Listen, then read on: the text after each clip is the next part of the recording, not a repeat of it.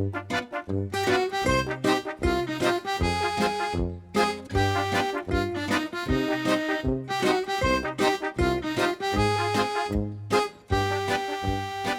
dan i dobrodošli. Danas vas vodim u Portugal, zemlja velikih otkrića i neispričanih priča. Dobrodošli u još jednu ne tako običnu epizodu. Ovo je serijal koji istražuje fascinantne odnose između nacija. A danas, kao što sam i rekla, putujemo u Portugal, u zemlju koja je vekovima oblikovala svet svojim geografskim otkrićima, bogatom kulturom i trajnim uticajem. Kroz priče o istraživačima poput Vaska da Game, melodijama fada i održivom razvoju u oblasti plute i turizma, otkrivamo ne samo istoriju, već i savremeni Portugal koji inspiriše. Pridružite nam se u razgovoru sa ambasadorom Portugala koji će nam približiti kako to ova zemlja vidi sebe, svoju prošlost, ali i svoju budućnost. Dobrodošli!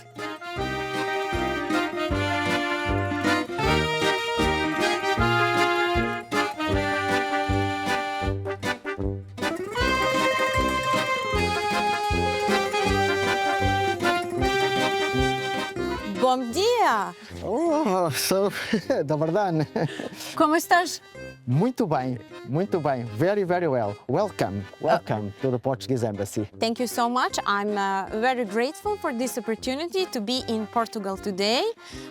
For the beginning, for our news TV show, I would like you to say your full name here on camera, and I will try, Your Excellency, to repeat after you. Okay, generally it's just the first and the last, José Karosom, but my full name is José Rui Batista Borges Velez Karosom, but José is perfectly fine. Mr. José, let's go. I think I'm not going to be able to repeat, but I did remember Batista, like the famous soccer player. Yes. So in Portugal we have traditional long names because it's the name of the father, the name of the mother, but generally it's then the first and the last and not so many long. Okay, Mexicans, they like to say mi casa es tu casa. How do you say in Portuguese?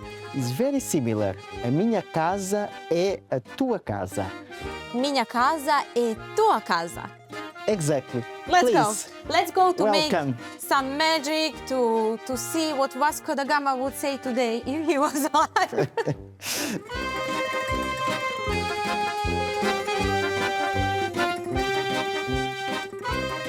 Quem planta tamaras, nao kolje tamaras. Ko sadi urme, taj isti ih ni ne bere.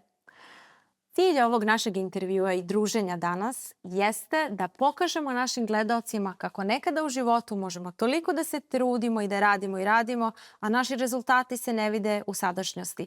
Potrebno je samo da sačekamo budućnost. Vaša ekscelencijo, gospodine ambasadore, José Velez Karosom, hvala što ste nas danas ugostili. It's me that I thank you very much for the opportunity, and I hope that we are going to exchange some views, and also it will be, I'm really glad to try to answer and give some information about my country and the Portuguese people. U proteklih 50 godina Portugal se izuzetno borio za demokratske vrednosti i zaista je postigao nešto na čemu mnoge zemlje mogu da mu zavide. Gde je tu Srbija i kako i na koji način? Da li možemo možda da dobijemo neki savjet kako i mi da se izborimo na najbolji mogući način? Thank you so much.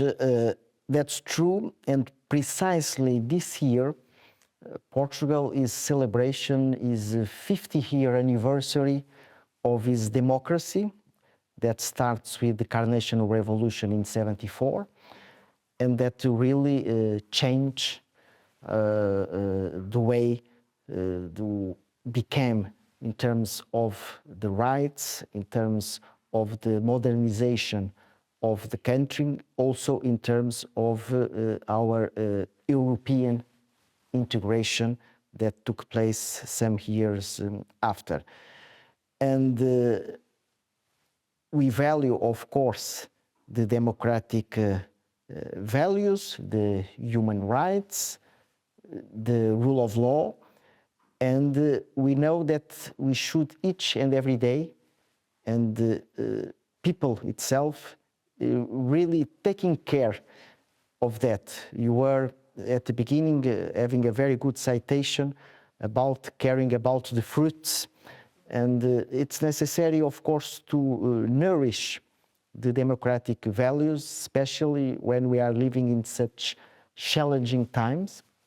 And when we look in the past 50 years, that of course there are very different periods that we overcome in the 70s, in the 80s, in the 90s, at the end of the 20th century, and now in the 21st century. Portugal, that is a very, very old country. We will be celebration 900 years in 20 years, more or less.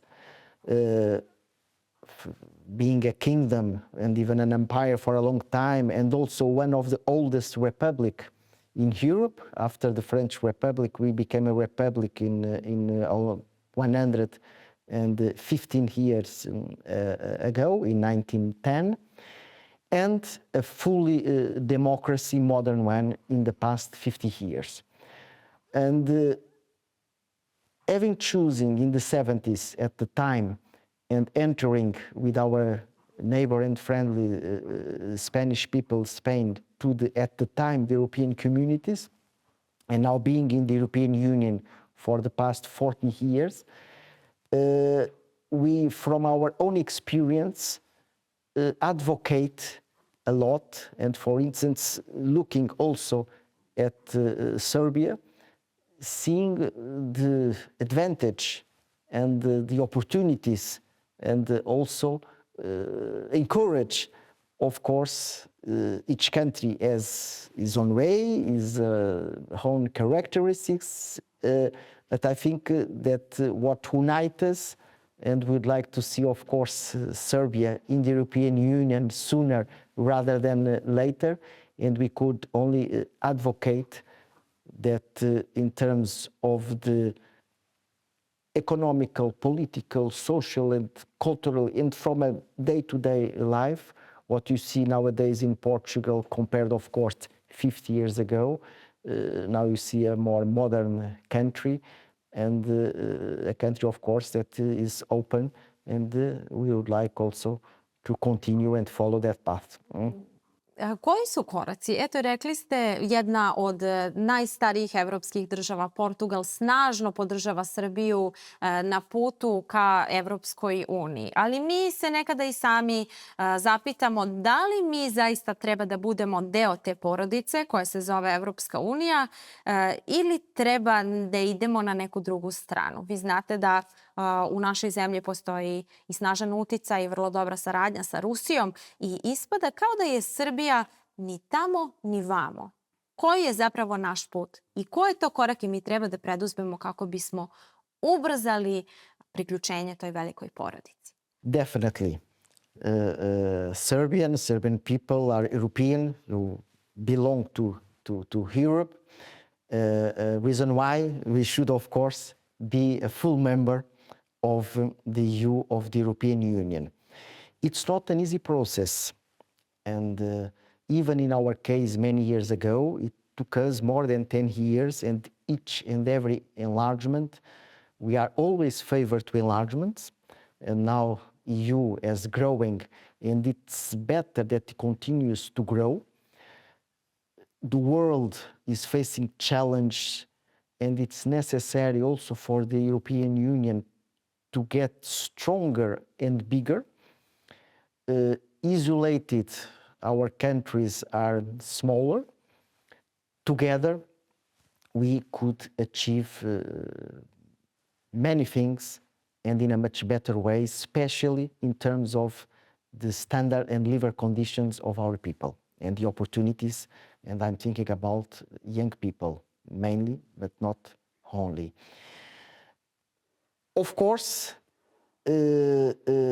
each and every country has their own specificities, and that's good. Fortunately, we are all different. This is why also in the EU we say that we are united in diversity. And sometimes, and I remember at the time, many years ago, when there were some discussions in my own country, at the time it was still before the EU, it was the European communities.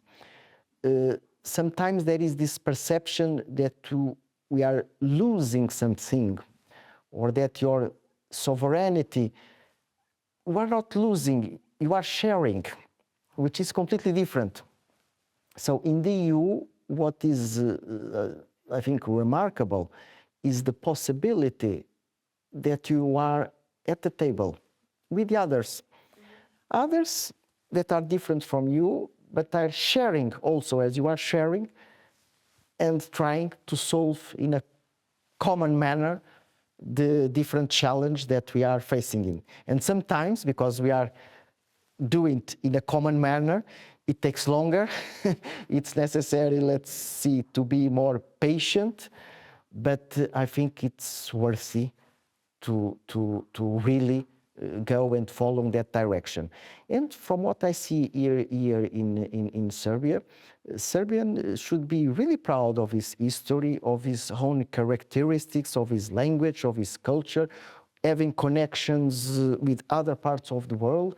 And I think that the EU and their member states benefit from that. So it's not only, let's say, an advantage for Serbia, I think it's an advantage for the European Union, it's an advantage for other EU member countries like my own to also have that specificities and that expertise from Serbia. What was the main problem in Portugal, let's say? What were you afraid of that you're going to lose entering European Union? Generally, humans being, we are always afraid to change. Right? I remember it was many years ago. There were, in terms of the economics, people were fearing if, let's say, the Portuguese, at the time, companies were prepared, let's say, to compete in the single market at the time. I remember in some specific sectors like agriculture, like fisheries, were also, and that comes without a price sometimes. But there was a willing and also a vision. We are also, and we have celebrated some days ago, 100 years of a Portuguese politician that was a former prime minister and a former president, Mr. Soares. And Mr. Soares, that was fighting the dictatorship at the time, and that became prime ministers in the 70s, and the political elite at the time, they had that visions. Let's go to Europe, which, taking into account our own history, it was not, let's say, evident. It could be, we were at the time ending a cycle, let's say, of finding the expansion of the former empire of many centuries. And really, Europe mean, first of all, liberty and freedom. And that is very important. So there is that political dimension. And with liberty, freedom, the rule of law, the human rights, also the possibility to together have better economical, social, and nowadays what we discuss a lot, environmental good conditions. And that, I think, together in the EU, it continues still to be something that even worldwide deserves to be recognized, and that we should, let's say, belong and be part. But that's true. It was a debate in civil society, as it always happens when there are some transformations. We should be prepared that there are also costs associated. But if you really willing, we achieve and finally arrive, and I hope that this will also happen in the near future here with Serbia. Pomenuli ste ekonomiju, a ja ću na to dodati i digitalnu tehnologiju. To su oblasti naše saradnje gde smo, čini mi se, najjači i gde stalno napredujemo i ulažemo nešto novo. A sada pitanje za vas. Non stop se pominje veštačka inteligencija. Da li mislite da će veštačka inteligencija doprineti ovoj tehnologiji ili će možda nas dvoje neko zameniti i umesto nas će ovde sedeti robot broj 1 i robot broj 2 i pričat će o budućnosti dve zemlje? Yes, you are absolutely right. There are opportunity and risks associated with that. In the past week, here in Belgrade, you had a huge and very successful summit about AI, artificial intelligence, gathering 45 countries. We had the opportunity coming from Portugal. We had a minister here. It was the Portuguese minister, lady that deals with the youth and modernization. And I must confess, I learned a lot on those 2 days and the discussions with the Serbian specialists, worldwide, very well people that are dealing in the area. And that's true. In one hand, we have, it's amazing what we are seeing. And AI, is already, we are dealing everywhere in our smartphones, when we drive our car, when even when we Googled in the internet, but it will be becoming more and more in our lives, and it could really have, and surely will have, lots of benefits in terms of the health, for instance, in terms of the hospitals, of the health sector. So it's a new world, and in terms of mankind that we really have. But as it always happens with, let's say, new discoveries and advancements in mankind, it also has a lot of risks. Also, when you cannot differentiate what is natural, what is artificial, when we have the problem of the deep fake news, and especially regarding childs and also elderly people that don't have access. So we should do it in a way, and that was, for instance, very mentioned in that summit, even by the speaker of the National Assembly here and the members of the government and the civil society in Serbia. We should not left anyone behind. And that even, I would say, from a worldwide perspective, because the ones that, of course, would better deal with these new technologies will, of course, be in a position vis-à-vis the ones that are not dealing. And so we should, let's say, globally, and with all the countries, that this would be a mean that we all develop better and not, let's say, will be a part, and that some part, let's say, of the humanity will be excluded. This is why we favor, not in the framework, this meeting, it was of the OECD, but in the framework of the United Nations. So, like the environment, this is really a question, the AI, where we should be all together thinking about in terms of the way to deal in order to all of us take the better benefit. But when we see, and my kids are already adults, but young kids, of course, the things are changing very, very rapidly, in a very fast way, and we should, of course, follow and not try to avoid all kind of negative effects, and only bet and fight for the positive ones. Yes, of course. But the artificial intelligence is not going to be able to try the best wine from Portugal later on. And as well, the artificial intelligence is not going to be able to see and to feel the snow. So, since you have been the ambassador, you served here in Serbia since February. Exactly, yes. Sure. And confidentially, I know that you haven't seen snow so far. So are you happy for it? And this is totally different, you know? Do you feel cold here in Serbia? The weather? The weather? Yes. But the people are very warm. Yes, yes. The environment That's a is good really answer. warm. No, but that's absolutely true. Yes. Until now, apparently, I've been quite blessed in terms of the weather because, yes, arriving in February, I was expecting snow. I even brought, let's say, some clothes, gloves and a hat and everything. It was cold, but not yet the snow that I was expecting. I had a little bit and also my wife had the opportunity, I think it was some 2 or 3 weeks, one afternoon but it didn't, it just dropped, but it didn't stay for long. But that's true that I am very curious to see here the snow, and I realized that being here in spring and in summer, you have really hot summers. That also it was very, very hot.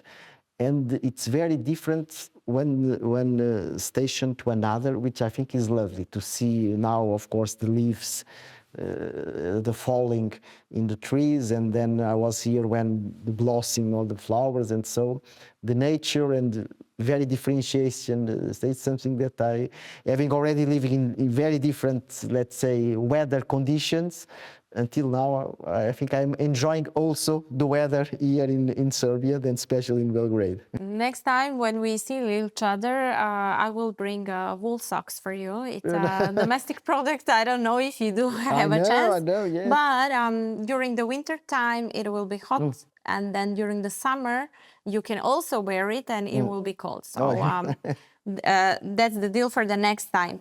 My next question is regarding football. So football is connecting people, connecting nations. We did have one football player. His name is Ljubinko Drulovic, and I remember when I spoke with him, he told me that he almost left his heart in Portugal. So why was it like that? And could we use sport in some good way, in a good manner, sport to connect people and countries? Absolutely. And we should never undermine the power of sports. Once again, worldwide, and in terms of uniting, sports is very interesting because, first of all, in any kind, but now we are speaking perhaps worldwide, football is famous and rightly so. In sports, you have rules and you must abide, and you have the referees. And if you play well and you have team building, of course the aim is to win. But really important also is the fair play and to win according to the rules. That is something that it's not always, and we know, is not always happening in, let's say, in our lives, in private lives, in international lives. So sport is in something that from a very young age, we should have, let's say, a sportive mentality. And also, it's when inside a region, a city, a town, a country, it plays with emotions, which also is really good, and also internationally. People almost become crazy in a good sense when seeing a match, when their own team, and even if they are disappointing, the next time they will be there supporting either their team or national team or their athlete. And football, I must say, in my country, is something, as we know, we also have a very well-known international player. Cristiano Ronaldo is perhaps now one of the most well-known sportsmen globally. But what are they saying in Portugal regarding his playing in Saudi Arabia? No, it's nowadays I think is almost 40 years old, which is unbelievable, playing at that level. Cristiano Ronaldo was starting with 17 or 16 even in sporting in Lisbon. You know that he is from Madeira Island, and he built a tremendous career, then playing in England, playing in Italy, playing in all kinds of still playing today and scoring in the national Portuguese team, being a European champion in the world, and now for the I think 2 or past 3 years also in Saudi Arabia, where he's also continued to score, and I think everyone is very proud of his career, and also is let's say, we were speaking about the importance of sports, the importance of giving an example of social awareness, and I think in this particular case, he has been an example for young generations, also engage in lots of social and solidarity activities, and also bringing, let's say, if it was even necessary, more to football, and the ones that love football. Of course, it's really a pleasure to continue to see him playing at such a high level as he has been doing in the past more than 20-25 years. Yes, football is definitely connecting the worlds and nation. Portugal takođe ima veliko iskustvo u obnovljivim izvorima energije i ne samo u tome, nego i u upravljanju vodama. Portugal je takođe zemlja koja je veoma bogata rudama i litijumom. Recimo, šta bismo mi kao zemlja mogli da naučimo od vas u tom pravcu i obnovljive energije, ali i litijuma, i koje korake preduzeti da krenemo tim putem isto kojim ste vi krenuli? Yes, let me just in 1 second, because I forgot. We are still going to football and sports. We are going to organize with Spain and Morocco the World Cup in 2030. That will be the 100th World Cup, commemorated starting in Uruguay and then Argentina, but it will be played in Morocco, in Spain, and in Portugal. About renewables and lithium. So renewables, first of all, we have made a huge effort in past years because we don't have oil or gas or, let's say, natural resources in Portugal. And so the demand for energy, of course, and for the economy to develop. And so we were, let's say, almost obliged to try to see the better way to really get energy. And nowadays, almost half of the energy that we require and that we are produced are coming from renewables in Portugal, which is quite a non-significant rate, even in the world and the European standards. Mainly with the dams, so with water, in the rivers, also with the wind.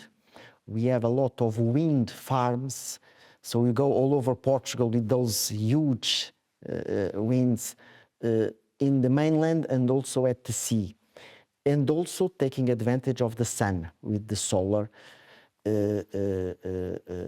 And it's necessary to make the green transition. Of course, within the EU, we have the problems with the transports. We are seeing more and more electric cars. If we are going nowadays also in Portugal, you see more and more the batteries and the people buying, and they have incentives to buy. But energy, there is a constant demand of energy. we were talking about AI, the data centers, and we are also having some data centers in Portugal. They also require energy. And you pointed out the question of the lithium. It's not an easy question everywhere. It's related with what should we do or not having these resources. That's true that apparently in Portugal, like here in Serbia, the nature, and that's a fact of life, so there are, because in some places there aren't, there are that possibility. We have a long tradition in Portugal of mining that dates from a long time ago, like here in Serbia. But there are always, of course, concernings, because mining is an activity for itself and an industry. So what it's necessary, it's of course to do it with the best possible scientific update tools that we have, and of course preserving and with respect for the environmental and the nature. Fortunately, we should and abide by the EU rules, and so if and when we are going to explore lithium in Portugal, this should be, of course, with all the technical legislation and complying with all kind of public procurement, and especially environmental laws that are very, very strict.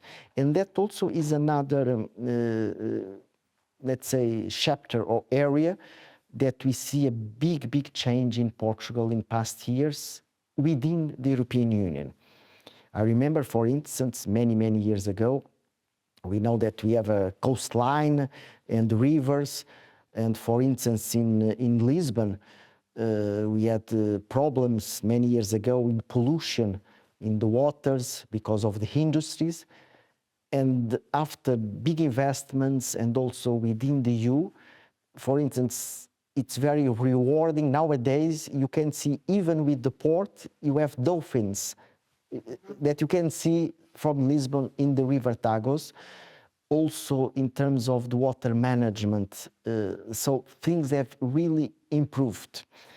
Of course, it's necessary the resources, it's necessary to comply, it's a lot of work, but it's unavoidable. And I think also here in Serbia, you are also decided to follow that path, because it's the only way, and we should do it together, because we only have one world, one nature, and do it in the right way. So if I did understand in a correct way, you're saying that it's easier, let's say, to fight against the pollution if you are part of European Union. If it was Portugal alone, would it be easier, or it's easier with European Union to?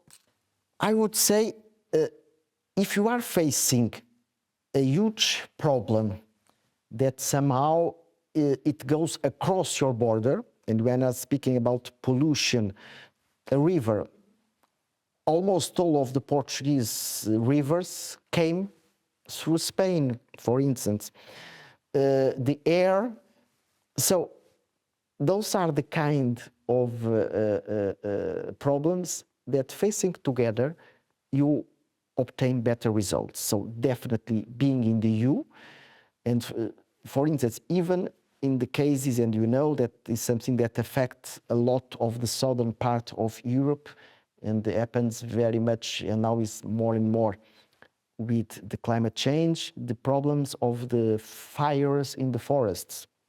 You have an European mechanisms, and nowadays, if you have a fire in Spain or in Greece, you could go also with planes from Portugal and the other way around.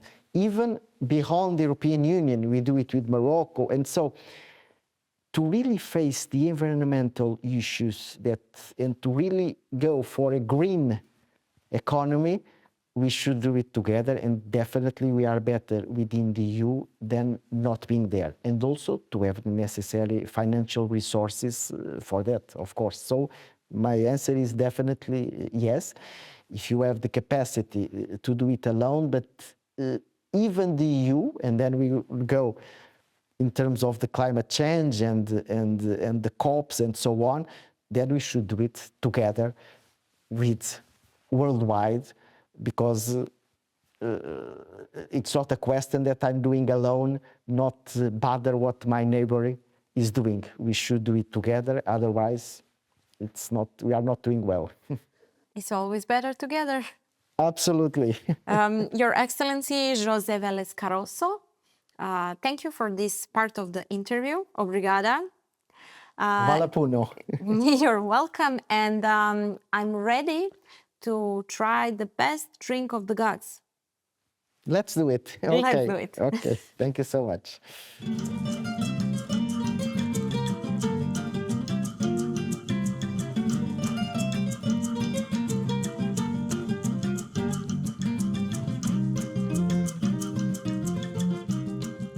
Ovo do sada niste vidjeli. Počinje veče poezije. I to na portugalskom jeziku. Mr. Ambassador, I'm ready. I never did this with any ambassador. So I'm explaining to everyone, we're going to read the book that is from Portugal. So what is the name and what are we reading actually? This is the Lusíadas, Lusíadas from our major poet, Camões, Luís de Camões, and this relates the travel of Vasco da Gama to India, and so this is the most Portuguese famous book and the most Portuguese famous poet that is the national Portuguese day is the day of Camões. Please. As armas e os barões assinalados que da ocidental praia lusitana, por mares nunca dantes navegados, passaram a lei da Taprobana, em perigos e guerras esforçados, mais do que prometia a força humana, e entre gente remota edificaram novo reino que tanto sublimaram. Bojeve i vrlo junake brojne, što s luzitanske zapadne su strane pošli na vode do tad neosvojne i prošav pokraj zemlje Taprobane, prekaljeni. Kroz pogibli i vojne, a ranije nikad snazi ljudskoj znane, među narodima daljnim osnovali novo carstvo, kom silnu moć su dali. Wow. Very good. So, this is Vasco da Gama. Exactly. Beginning of the journey. Beginning of the journey. Yes. So, what would Vasco da Gama said if he was alive nowadays? It was a golden age for Portugal. Yes, the fact, because he was traveling to the unknown, and then by the sea, he make this connection between the west and the east, arriving in India, and in a certain way, it was the beginning of the globalization era and the beginning of the interconnection between all the continents, and the world has become just one and knowing what was not happening in the past. So Vasco da Gama, we celebrate it even today, 500 years after what he has done and achieved by going and discovering until India. So Vasco da Gama is everywhere. I can see that you prepared a lot of things here. Thank you for that, Your Excellency. So even when we try pastel de nata, I'm sure there is vanilla or some sort of spices that today we can feel all of that Vasco da Gama explored for all of us, for the whole world. That's true. In the Portuguese rich gastronomy, there are lots of influence, and namely, and not least, from India with the spices, also from the New World and Southern American from the sugar. That was very important. This is also, we have this tradition about the pastry and the sweets. And so I hope that you'll enjoy the pastel de nata. There are also the possibility, also here in Belgrade, there are already some possibilities in shops that sell the pastel de nata. I hope you enjoy, and especially it also, by eating those pastries, we are also inviting or to see what you could drink with, and that we could explain. Okay, also. so Thank drink you. of gods, please. Okay. Okay. Okay. Okay, I will give you the stage here. So you promised you will show me the best wine and how to try it and how to know which wine is Portuguese. So please. Thank you very much. So Portugal has a very long tradition in terms of the wine that goes back even before the existence of the Kingdom of Portugal, goes back to the Roman Empire, and you have lots of variety of wines, and here it's only a very small, let's say, we could see the different kinds. Of course, it was almost impossible not speaking about port wine. Port wine is perhaps one of the most well-known Portuguese wines around the world. It's, as the name says, and it's the second city in Portugal, Porto. And it's not produced in Porto, it's produced in the Douro Valley, but it's exported worldwide through Porto. And you have all kinds of more young, older, 10, 20, 30, 40 years. And it's a 45 wine that you drink like an aperitif or a digestive before or after your meal, and on the occasions to celebrate, and that our British friends have really developed many years ago. This is why there are very British names associated with Porto, and nowadays also is very popular in France, in Germany, also in the US, everywhere. Also in Serbia, I have the occasion to see the port wine. Yes, but you do have something missing here on the table, and I cannot see it. Do you know what it is? Yeah, please tell me what. Where is rakia? If you are now here in Serbia, okay. and you're not truly Serbian if you don't have rakia. And I love rakia. I love rakia, and I must confess I was a little bit surprised to see here that we start drinking rakia at the beginning of a meal. The first time I find it a little bit, and now I think I could not start a meal without the rakia because it's really, really lovely. In our case, we have some not similar, not exactly the same, that usually we drink at the end of the meal. But here at the start or during the meal, and lovely, I love rakia, so it's one thing that I learned here, and I don't have it here being a Southerner, but I have it definitely for me at the residence, and I drink it and I love a lot, that for sure. Yes, and I will give you a quick advice, for God's sake. If you catch a cold, you can put rakia here on your forehead, or you can put your rakia here, and then everything will be way, way better. Yes. You will be a new person in one day. All the ills will go away and you become, okay. So rakia, rakia has no color, but you do have wines with color. Then it's not red, it's not dark, Exactly. It's not white wine. What's the color? Green, yes. We Is it because of the flag? Yes, we call it wine vinho, like vino from the Latin. Verde means green. We are going to taste it. It's a wine that it's like a white to sparkling wine, but from a special grape in the northern part of the region of Portugal. And because it's very light, you must drink it childly, and it goes well with everything. And we are going to taste it also here. Please. Please, let me just... Okay. And I think he is at the right temperature. It's not necessary to taste before because it's a very light, and I hope I can make a toast. So, if you... Okay, thank you. So in Portuguese we say saúde, In Salute. Serbia, I know that's a How do we say? Žvilja. Živeli. Živeli, I knew Živeli. Živeli. Saúde.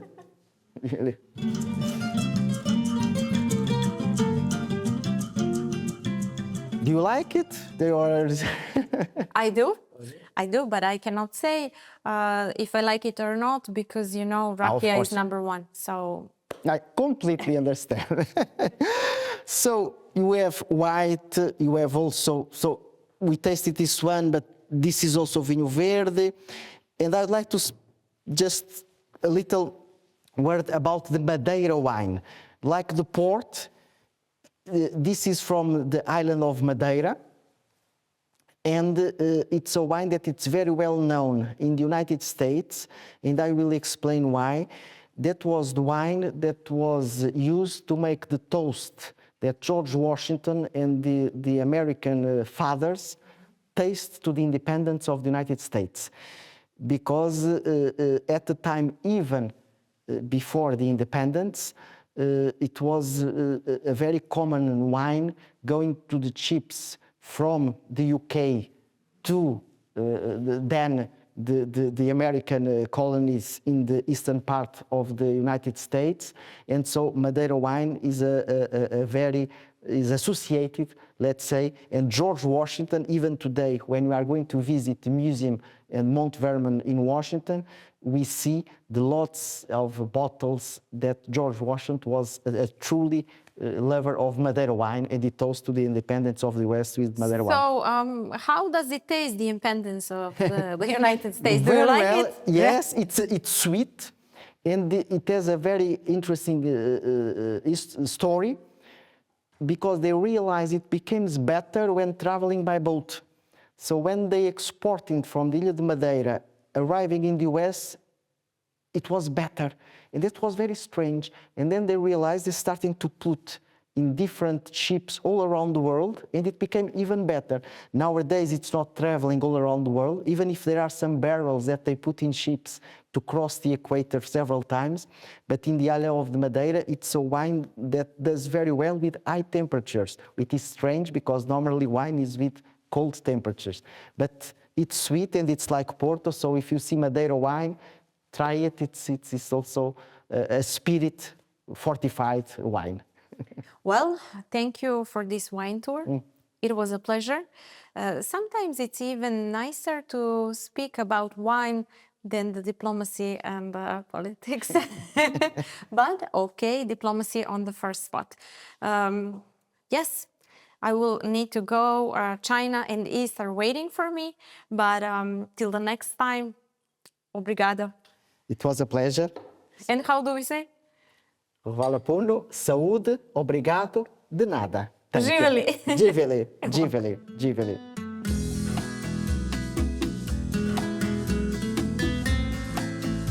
And now, some pastéis de nata. This is the best part. Yes. Okay, so it's a traditional Portuguese dessert. Exactly, that you can find everywhere in Portugal. One's better than the others. And if you are in Lisbon, you should go to Belém, pastéis de Belém. They say that they are the best. But And- you should try it there. And what am I eating now? This has eggs, has sugar, pastry, and everything good. No, so Okay. and in New Year's we are not having problems with diet. Yes, but we will have after New Year's. Okay, приятно, bon appétit. Nice.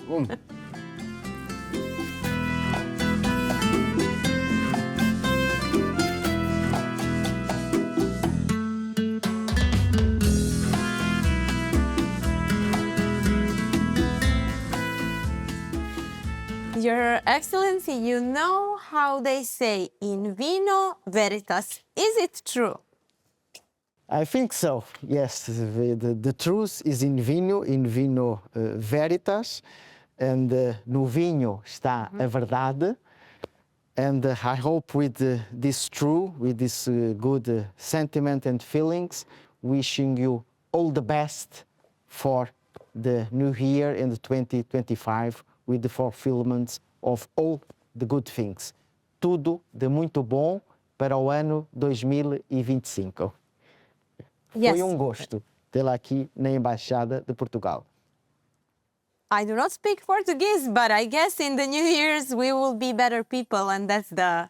For sure. For sure. For sure. So can we say to our viewers, what did we say in Portuguese? I say in Portuguese, Happy New Year, and that all good fulfillments and best wishes be realized in the 2025 year. Obrigado, hvala puno. Obrigado. And in Serbia, you know what do we say when the door of the house is open? It will get cold inside. Yeah. So my advice is thank you so much. Thank you very much. And all the best. All the best and close the door, okay? Exactly. Thank you. Obrigada. De nada. Hvala.